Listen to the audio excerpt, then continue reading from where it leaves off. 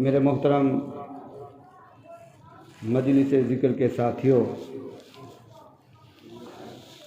یہ مجالس ذکر کا جو سلسلہ شروع ہوا ہے، یہ کوئی ہم نے اپنی مرضی سے شروع نہیں کیا، بلکہ ہماری خوش نصیبی یہ ہے کہ بڑے بڑے حضرات، بڑے بڑے اکابرین جن کی سرپرستی ہمیں حاصل ہے۔ اور آپ یہ بات سن کر بڑے حیران ہوں گے کہ جس مسجد میں بھی جب مجلس ذکر کا سلسلہ شروع ہوتا ہے، باقاعدہ طور پر ان بڑے حضرات سے جو اکابرین ہیں ہمارے، ان سے اجازت لی جاتی ہے۔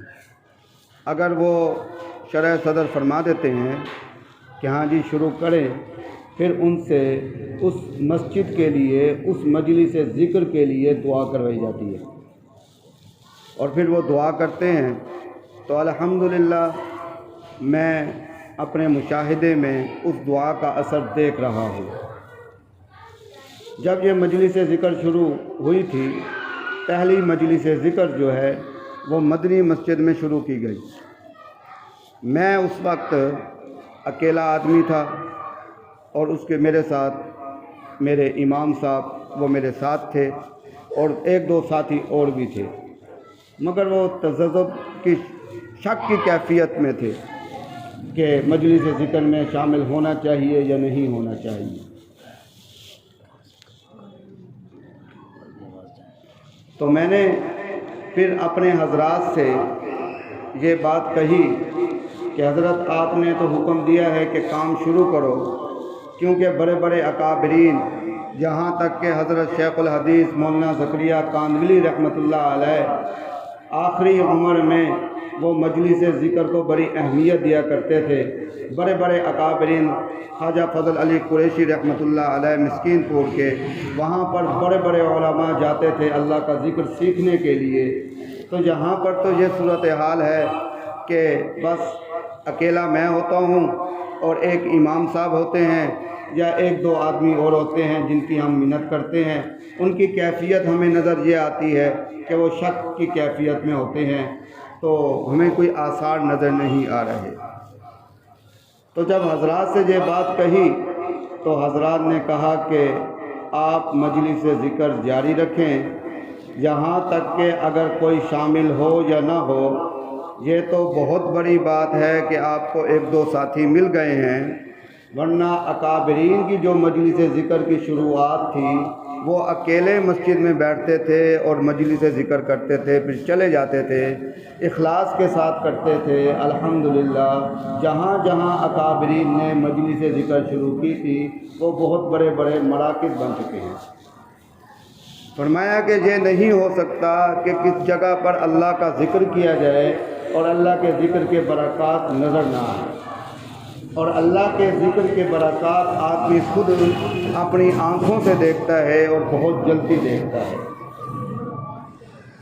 تو الحمدللہ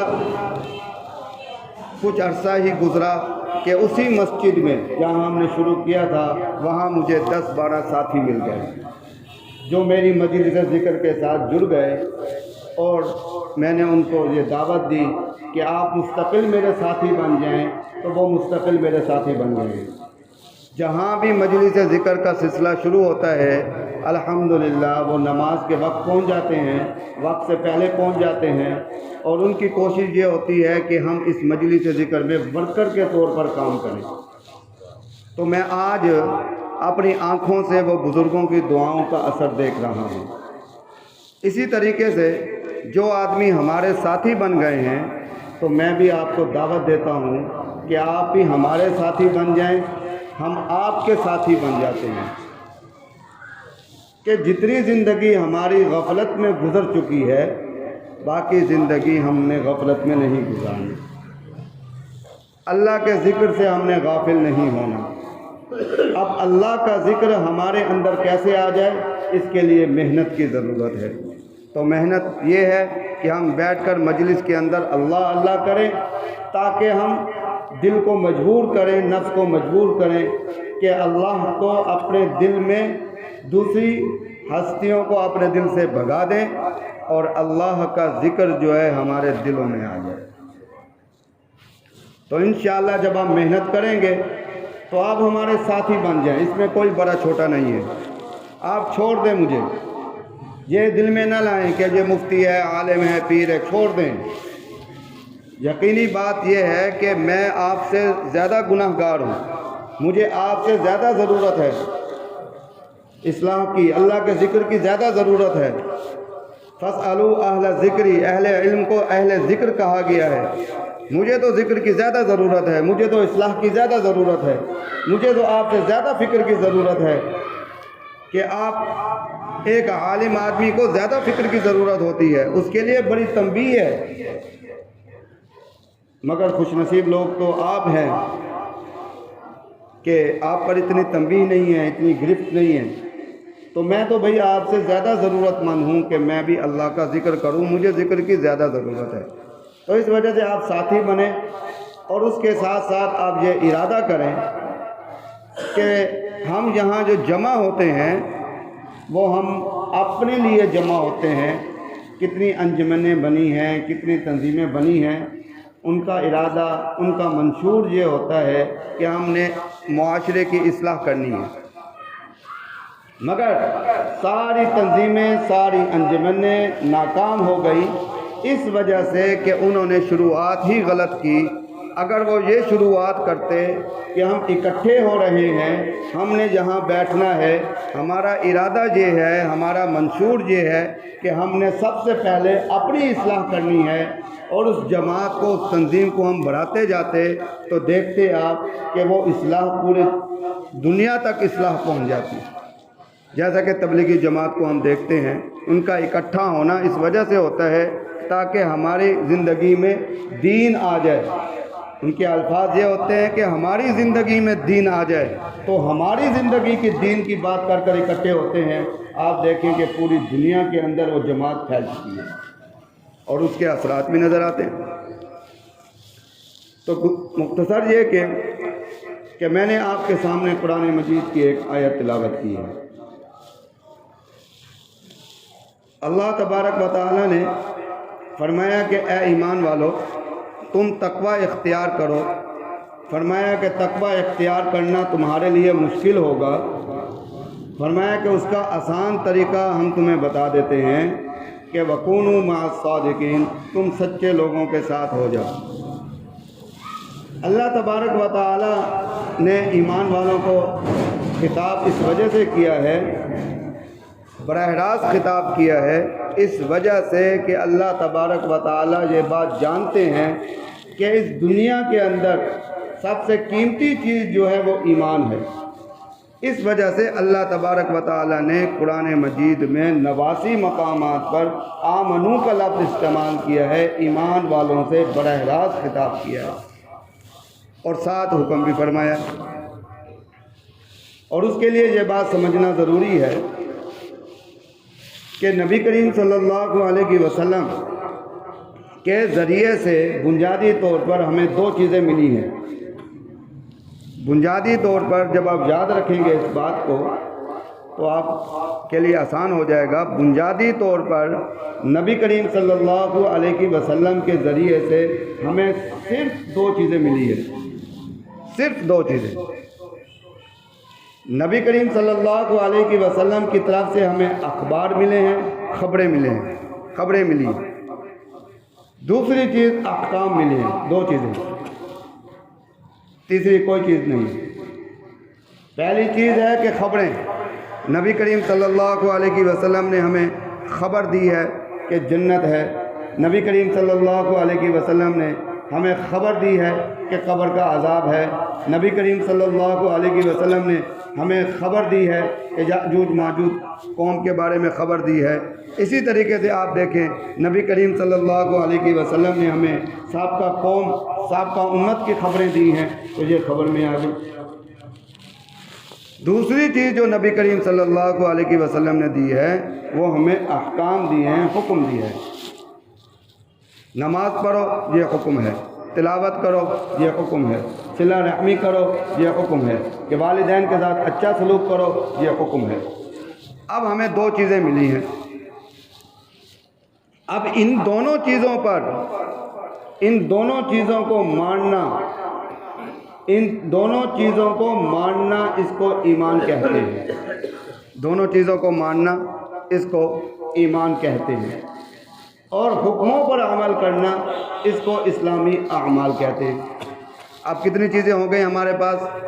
دو چیزیں ہو گئی، ایک ایمان ہو گیا، دوسری چیز اسلامی اعمال۔ اب ہم نے ان دو چیزوں کی حفاظت کرنی ہے، ہم نے ایمان کی بھی حفاظت کرنی، ہم نے اسلامی اعمال کی بھی حفاظت کرنی ہے۔ ایمان کی حفاظت اس وجہ سے کرنی ہے کہ ان دونوں میں سے سب سے قیمتی چیز ایمان ہے۔ ایمان کی حفاظت اس وجہ سے کرنی ہے کہ اگر تھوڑی سی غلطی بھی ہو گئی تو ایمان ختم ہو جائے گا، تھوڑی سی غلطی ہو گئی تو ایمان ختم ہو جائے گا۔ اس لیے حدیث شریف میں آتا ہے کہ جس کے اندر ذرہ برابر بھی ایمان ہوگا تو وہ جنت میں ضرور جائے گا۔ تو کتنی باتیں ماننے کے لیے ضروری ہیں، ان میں سے ایک بات کا ہم انکار کریں گے، ایک بات کا انکار نہیں بلکہ ایک بات کے متعلق ہمارے دل میں شک پیدا ہو گیا تو بھی ایمان ختم ہو جائے گا۔ ایمان کی جو ہم نے حفاظت کرنی ہے وہ کس چیز سے حفاظت کرنی ہے؟ ایمان کا دشمن ہے کفر۔ ایمان کا دشمن کیا ہے؟ کفر۔ اسی طریقے سے ایمان کا دشمن ہے شرک۔ اب ہمیں بڑے اطمینان کے ساتھ ہم بیٹھ جاتے ہیں کہ جناب دو ہی دشمن ہیں، دو ہی چیزوں سے بچنا ہے، ایک کفر سے بچنا ہے، ایک شرک سے بچنا ہے۔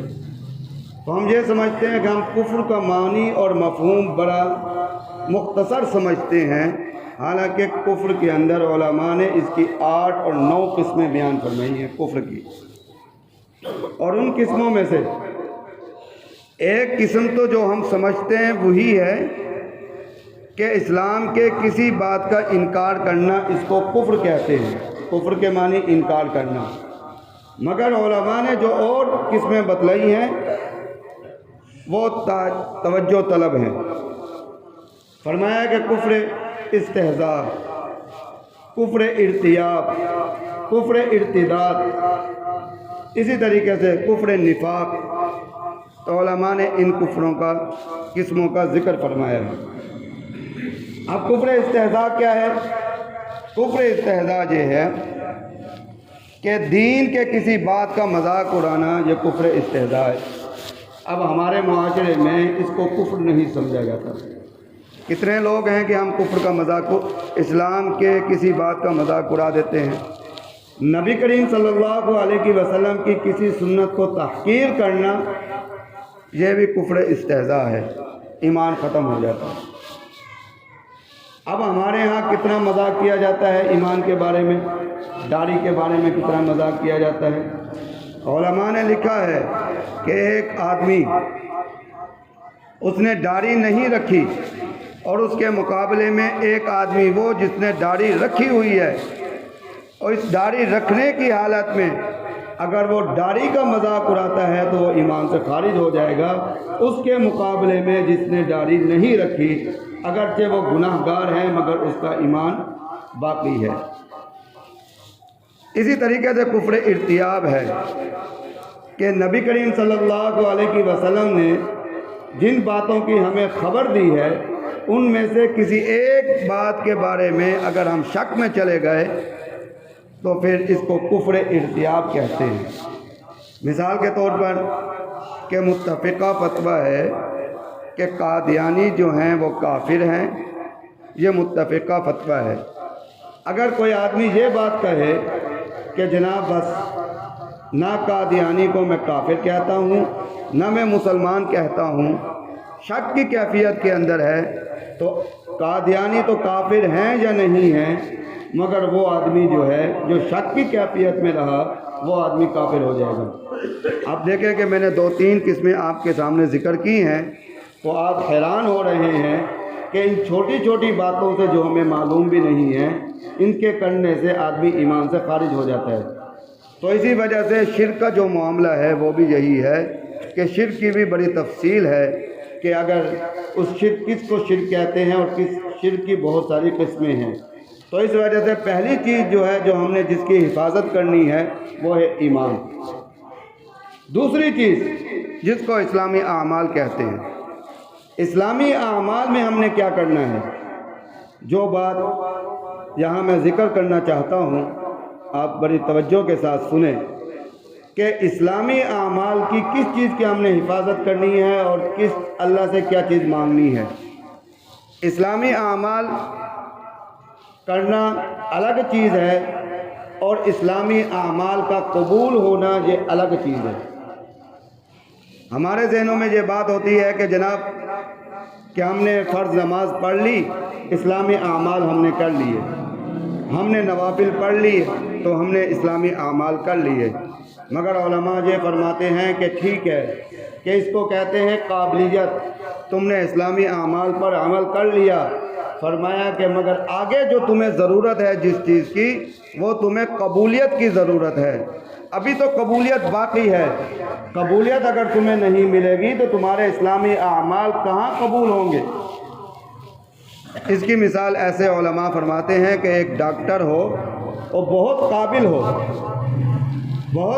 ہو، جب تک کسی مریض کو اس کی قابلیت کا فائدہ نہیں پہنچے گا، اس کی قابلیت پسند نہیں آئے گی، اس وقت تک اس کی ڈاکٹری نہیں چلے گی۔ بہت بڑا انجینئر ہے، بہت قابل ہے، اچھی تعلیم ہے، مگر جس چیز کا وہ انجینئر ہے، جب تک اس کا کام کسی کو پسند نہیں آئے گا، اس وقت تک اس کو انجینئر ہونے کا کوئی فائدہ نہیں ملے گا۔ تو اعمال کی جو ہم نے حفاظت کرنی ہے وہ یہ کرنی ہے کہ ہمارے اعمال ایسے ہوں جو قبولیت والے اعمال ہوں۔ اب آپ کہیں گے جناب یہ آپ نے بڑی عجیب بات کہہ دی کہ ایک تو اعمال کریں، پھر اعمال کرنے کے بعد اس کی فکر کریں، تو دو چیزیں آ گئی، تو آپ کیسے کہہ رہے ہیں؟ بھائی میں اپنی طرف سے نہیں کہہ رہا، آپ قرآن مجید کا مطالعہ فرمائیں، قرآن مجید کو پڑھیں کہ سورۃ البقرہ میں پہلے پارے کے آخری رکوع میں جہاں پر اللہ تبارک و تعالی نے حضرت ابراہیم علیہ السلام کا ذکر فرمایا کہ وَإِذْ يَرْفَعُ إِبْرَاهِيمُ الْقَوَاعِدَ مِنَ الْبَيْتِ وَإِسْمَاعِيلُ۔ آپ جانتے ہیں کہ اس بیت اللہ کے کعبے کو حضرت ابراہیم علیہ السلام نے تعمیر فرمایا، حضرت اسماعیل علیہ السلام کے ساتھ مل کر۔ اب یہ کتنا عظیم کام ہے کہ اللہ کے گھر کی تعمیر کرنا، اور انبیاء کر رہے ہیں، دو نبی فرما رہے ہیں، اور فرما بھی اللہ کے حکم سے فرما رہے ہیں، کیونکہ نبی جو ہے، انبیاء جو ہیں، اللہ کے حکموں کے پابند ہوتے ہیں۔ اب یہ کام کر رہے ہیں، اس کے بعد آپ دیکھیں اس آیت کے آگے اتنا عظیم کام کرنے کے بعد کیا فرما رہے ہیں کہ ربنا تقبل منا، کہ اللہ تو قبول بھی فرما لے۔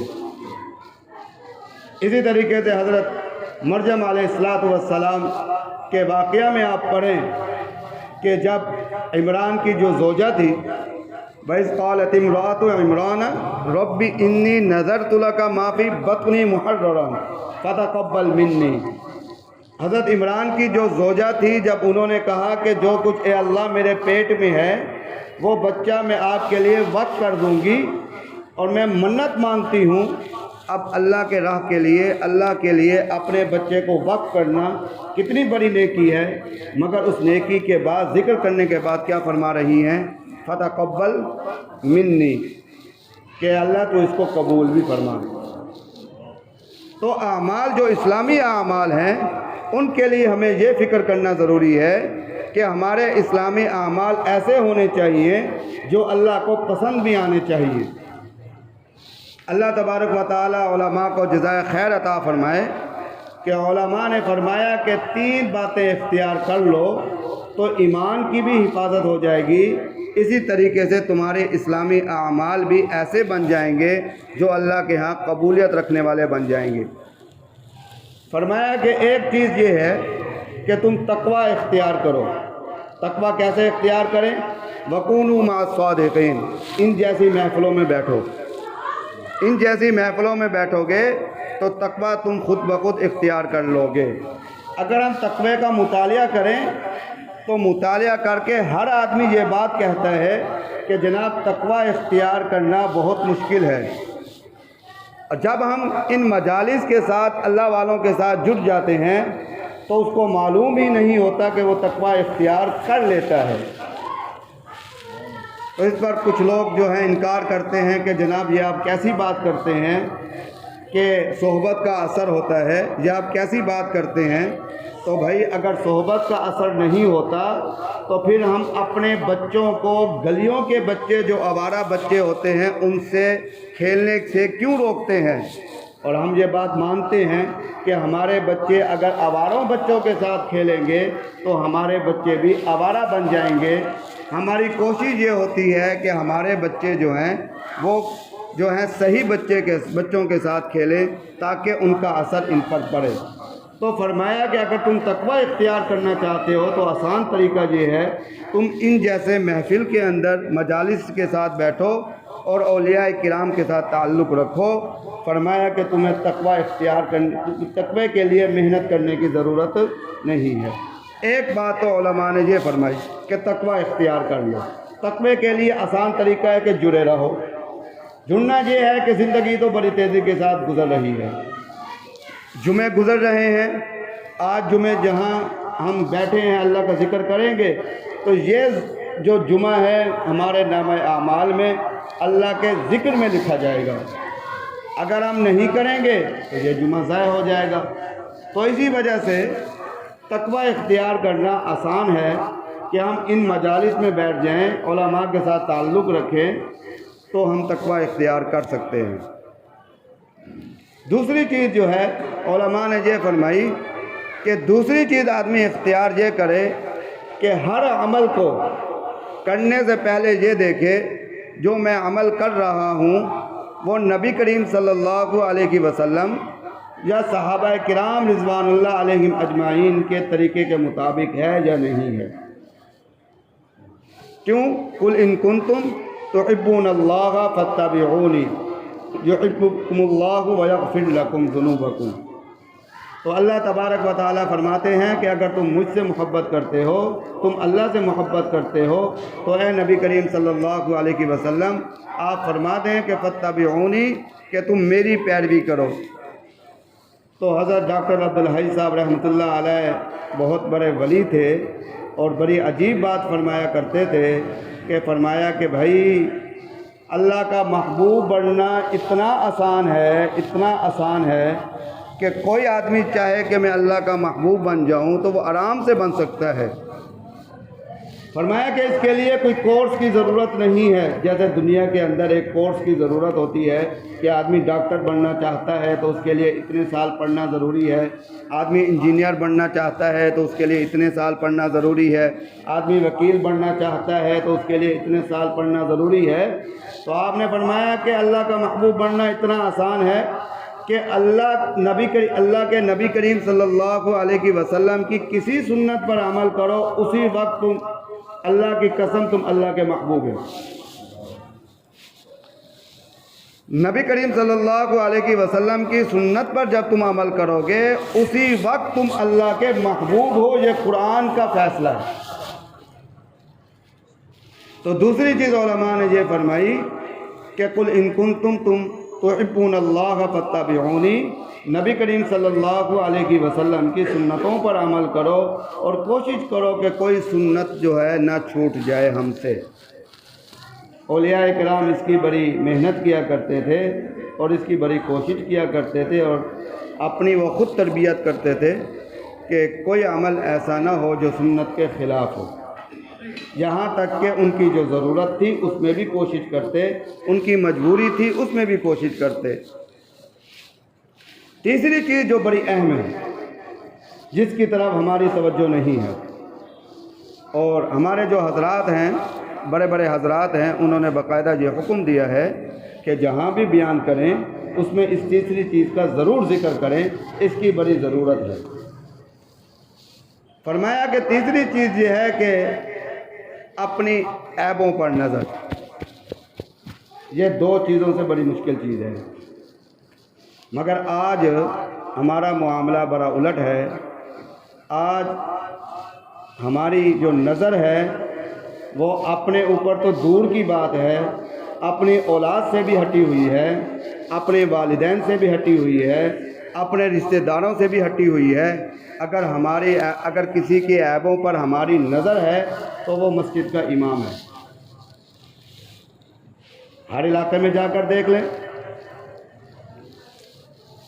بڑا سے بڑا آدمی، بزرگ آدمی، سفید داڑھی، مگر معاملہ کیا ہے؟ اس کی اپنی اولاد گھر میں پڑی ہوئی ہے، نماز سے غافل ہے، مگر اس کی نظر کہاں ہے؟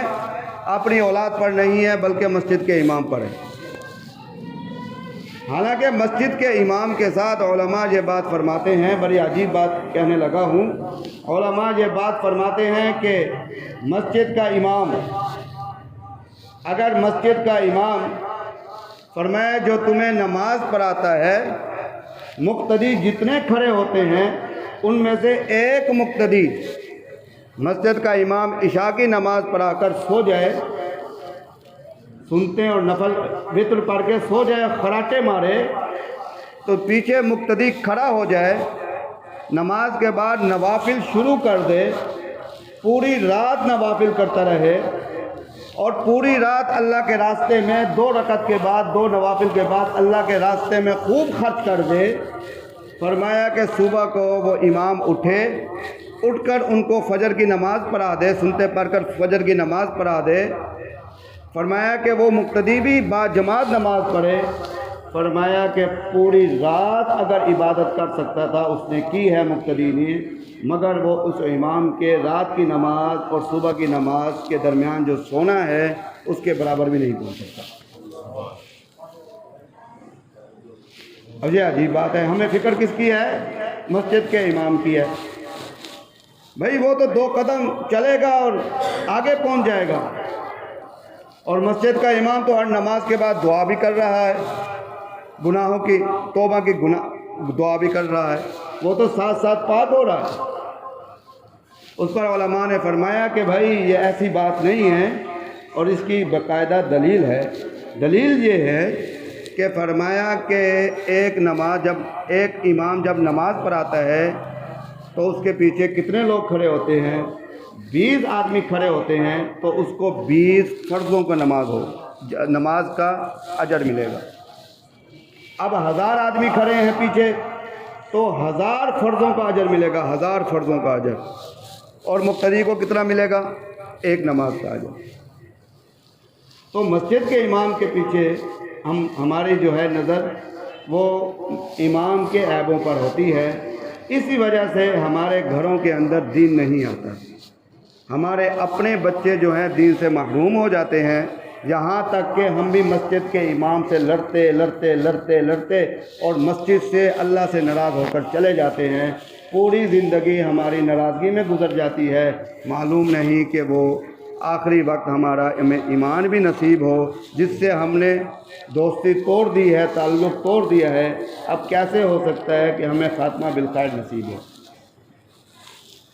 اس پر عیبوں پر نظر جو ہے، صحابہ کرام رضوان اللہ علیہم اجمعین کہ آپ پوری سیرت اٹھا کر دیکھ لیں، کسی صحابی کے بارے میں آپ یہ بات ثابت نہیں کر سکتے انہوں نے کسی کے عیبوں کو ڈھونڈا ہو یا کسی کے عیبوں کا ذکر کیا ہو۔ نبی کریم صلی اللہ علیہ وسلم کی صحبت یافتہ صحابہ وہ اپنی فکر کرتے تھے، اپنے عیبوں پر نظر رکھتے تھے، جس طریقے سے حضرت حنظلہ رضی اللہ عنہ کے بارے میں آتا ہے، انہوں نے یہ نہیں فرمایا کہ نافقہ فلاں صحابی، انہوں نے یہ نہیں فرمایا کہ انہوں نے فرمایا کہ نافقہ حنظلہ، حالانکہ نبی کریم صلی اللہ علیہ وسلم کی صحبت میں تو کثیر تعداد صحابہ کرام رضوان اللہ علیہم اجمعین کے بیٹھنے کی تھی، مگر انہوں نے کسی صحابی کا ذکر نہیں فرمایا کہ نافقہ حنظلہ منافق ہو گیا، کیونکہ جب نبی کی صحبت میں بیٹھتا ہے تو اس کی حالت کچھ اور ہوتی ہے، جب وہ گھر آ جاتا ہے تو ایمان کی کیفیت کچھ اور ہوتی ہے۔ اب دیکھیں کہ جب حنظلہ رضی اللہ عنہ یہ فکر لے کر چل رہے ہیں تو راستے میں حضرت ابو بکر صدیق رضی اللہ عنہ مل جاتے ہیں، تو حضرت حنظلہ کیا فرماتے ہیں کہ نافق حنظلہ، حنظلہ منافق ہو گیا۔ تو حضرت ابو بکر صدیق رضی اللہ عنہ ان سے پوچھتے ہیں کیوں منافق ہو گیا؟ فرمایا کہ اس وجہ سے کہ جب نبی کی صحبت میں بیٹھتے ہیں تو ہمارے ایمان کی کیفیت کچھ اور ہوتی ہے، جب ہم گھر بیوی بچوں کے ساتھ بیٹھتے ہیں تو ہمارے ایمان کی کیفیت کچھ اور ہوتی ہے۔ تو جہاں حضرت ابو بکر صدیق رضی اللہ عنہ نے جب یہ بات سنی تو ان کی کیفیت کیا تھی؟ اب ہونا تو یہ چاہیے تھا کہ حنظلہ پریشان نہ ہو، جا کر تمہارے بارے میں نبی کریم صلی اللہ علیہ وسلم سے پوچھ لیں گے۔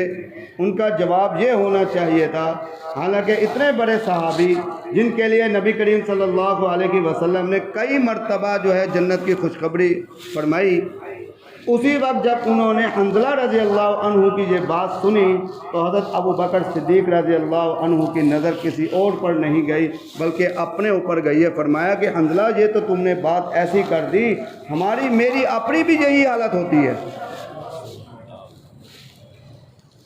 اپنے عیبوں پر نظر۔ اب اس کے لیے اپنے عیبوں پر نظر ہم کیسے کریں؟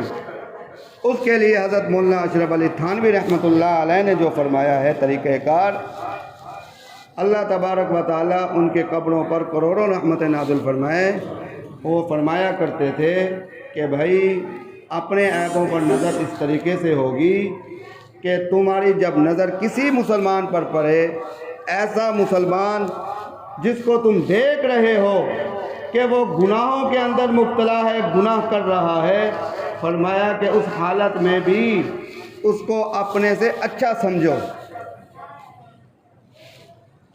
فرمایا کہ ایسا مسلمان جو کسی گناہ کے اندر مبتلا ہے، فرمایا کہ اس کو تم گناہ کی حالت میں دیکھو تو اس وقت بھی تمہارے دل میں یہ کیفیت ہو کہ یہ مسلمان مجھ سے اچھا ہے اور میں اس سے گناہ گار ہوں، یہ مجھ سے افضل ہے۔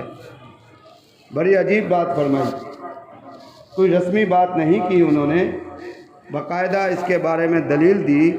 فرمایا کہ بھائی یہ دیکھو کہ ابھی توبہ کا دروازہ کھلا ہے، جب کوئی گناہ گار اللہ کے حضور پیش ہوتا ہے، اللہ سے توبہ کرتا ہے تو حدیث میں آتا ہے کہ اللہ تبارک و تعالیٰ اس گناہ گار کی قدر فرماتے ہیں۔ ہو سکتا ہے اس کو توبہ کی توفیق ہو جائے۔ اب ایک آدمی گناہ گار ہے، ہم نے اس کو گناہ کی حالت میں دیکھا اور وہ شرمندہ ہو گیا، رات کے وقت شرمندہ ہو گیا اور اس نے اللہ سے توبہ کر لی۔ ہم اس کو گناہ کی حالت میں دیکھ رہے ہیں، تھوڑی دیر بعد اس نے سر جھکایا اور دل کو نادم کر دیا، اللہ سے دعا مانگ لی، یا اللہ مجھ سے گناہ ہو گیا۔ اب اس نے معافی مانگ لی۔ فرمایا کہ بھائی دوسری بات یہ ہے کہ ہو سکتا ہے اب اس کی جلوت تو تمہارے سامنے ہے مگر اس کی خلوت تمہارے سامنے نہیں ہے، معلوم نہیں اس کا اپنے رب کے ساتھ کیا معاملہ ہے، اس کا اپنے رب کے ساتھ کیا معاملہ ہے تمہیں معلوم نہیں ہے۔ اس نے رب کو راضی کر رکھا ہو، اس کو کوئی ایسا طریقہ آتا ہو، اس نے رب کو راضی کرنے کا طریقہ سیکھ رکھا ہو۔ فرمایا کہ بھائی جب کسی مسلمان کی طرف دیکھو تو یہ سمجھو کہ یہ جو مسلمان جس کو میں گناہ کی طرف دیکھ رہا ہوں یہ مجھ سے افضل ہے، اور دل میں یہ خیال کرو کہ ابھی توبہ کا دروازہ کھلا ہے، معلوم نہیں یہ توبہ کر لے۔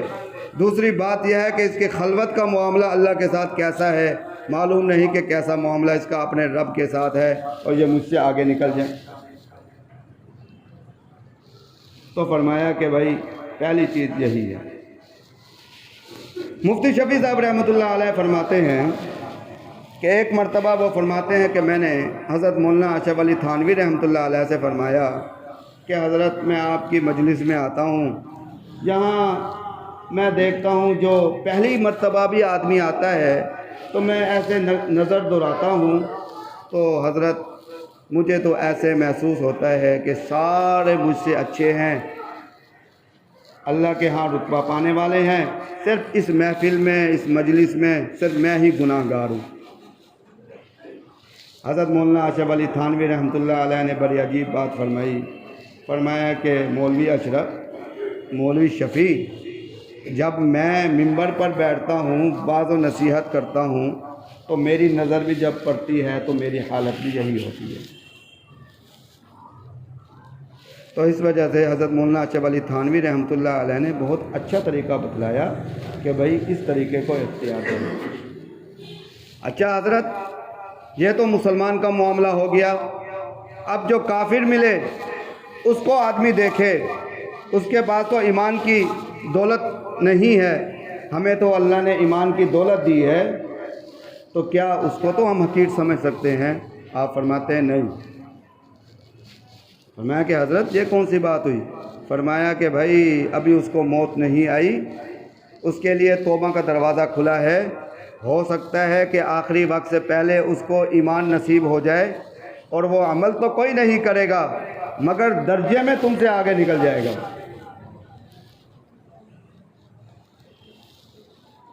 اچھا حضرت ٹھیک ہے، بات تو آپ کی صحیح ہے، ہو سکتا ہے اس کو ایمان نصیب ہو جائے۔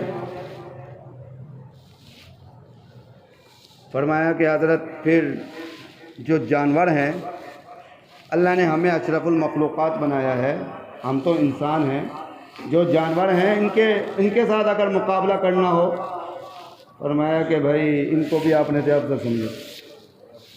حضرت یہ کیا بات ہوئی؟ ہم اشرف المخلوقات، ہم انسان، اور یہ جانور ہماری خدمت کرنے والے، یہ ہمارے خادم ہیں۔ آپ نے فرمایا کہ جب کسی جانور کو دیکھو تو یہ تصور کرو کہ اگر خدا نہ خواستہ تمہیں خاتمہ بالخیر نصیب نہ ہوا، فرمایا کہ تم کہاں جاؤ گے؟ جہنم میں جاؤ گے۔ فرمایا کہ کیا یہ جانور جائے گا جہنم میں؟ فرمایا کہ بتاؤ، قرآن میں آتا ہے کہ کافر وہاں تمنا کریں گے، کہیں گے کاش ہم جانور ہوتے، ہمارا معاملہ ختم ہو جاتا، ہم جہنم میں تو نہ ڈالے جاتے۔ فرمایا کہ پھر تم وہاں تمنا کرو گے کہ بھائی میں جانور ہوتا تو بتاؤ جانور تمہیں اچھے لگیں گے نہیں لگیں گے؟ کہ فرمایا کہ جی حضرت آپ کی بات سمجھ آئی کہ ہمیں جو ہے جانوروں کو بھی اپنے سے اچھا سمجھنا چاہیے۔ اسی وجہ سے تو صدیق اکبر رضی اللہ عنہ فرمایا کرتے تھے، جب چڑیا کو دیکھتے تھے تو کہتے تھے کہ کاش میں یہ چڑیا ہوتا اور معاملہ قیامت والے دن مجھ سے حساب کتاب نہ ہوتا بلکہ میں مٹی ہو جاتا۔ کبھی فرماتے کہ میں تنکا ہوتا، کوئی جانور مجھے کھا لیتا۔ اسی طریقے سے کبھی فرماتے کہ میں درخت ہوتا، مجھے چیر کر کوئی چیز بنا لی جاتا۔ تو فرمایا کہ بھائی 3 چیزوں پر عمل کرو۔ ایک چیز یہ ہے کہ تقوی اختیار کرو، دوسری چیز یہ ہے کہ نبی کی سنتوں پر عمل کرو، اور تیسری چیز یہ ہے کہ اپنی عیبوں پر نظر رکھو۔ تو اب یہ مجالس جو ہم شروع کرتے ہیں، ان مجالس کے شروع کرنے کا جو ہمارا مقصد ہے وہ یہ ہے کہ ایک تو ہم تقوی اختیار کریں، دوسرا ہم سنتوں پر عمل کریں، تیسری بات یہ ہے جو بڑی اہم ہے کہ ہم اپنے عیبوں پر نظر رکھیں۔ ہماری نظر جو ہے اپنے عیبوں پر پڑ جائے، اور جس کی نظر اپنے عیبوں پر پڑ گئی وہ دنیا میں بھی کامیاب ہوا ہے اور آخرت میں بھی کامیاب ہوا ہے۔ تو اس وجہ سے مجالس ذکر جو شروع کی جاتی ہے، مجلس ذکر اس وجہ سے شروع کی جاتی ہے کہ ہم دنیاوی معاملات میں اتنے پھنس چکے ہیں کہ ہمیں اللہ سے محبت نہیں رہی۔ تو مجلس ذکر کا مقصد یہ ہوتا ہے جب ہم اللہ اللہ کریں گے، اپنے محسن کا نام لیں گے، تو اس کا فائدہ یہ ہوگا کہ ہمارے دل میں اللہ کی محبت پیدا ہو جائے گی۔ جب اللہ کی محبت پیدا ہو جائے گی تو مشاہدے میں یہ بات ہے کہ آدمی جس سے محبت کرتا ہے تو اس کے لیے بہت بڑی قربانی دینے کے لیے تیار ہو جاتا ہے۔ تو اس وجہ سے جب ہمارے دل میں اللہ کی محبت پیدا ہو جائے گی تو ہمیں جو ہے اسلامی اعمال پر عمل کرنا، نبی کریم صلی اللہ علیہ وسلم کی سنتوں پر عمل کرنا ہمارے لیے آسان ہو جائے گا۔ جس طریقے سے ایک محب جو ہے اپنے محبوب کے لیے جان قربان کرنے کے لیے تیار ہوتا ہے، اسی طریقے سے ہمارے دل میں بھی وہ جذبہ پیدا ہو جائے گا۔ تو اس وجہ سے اب ہم اللہ کا ذکر کرتے ہیں اور ترتیب یہی ہوگی۔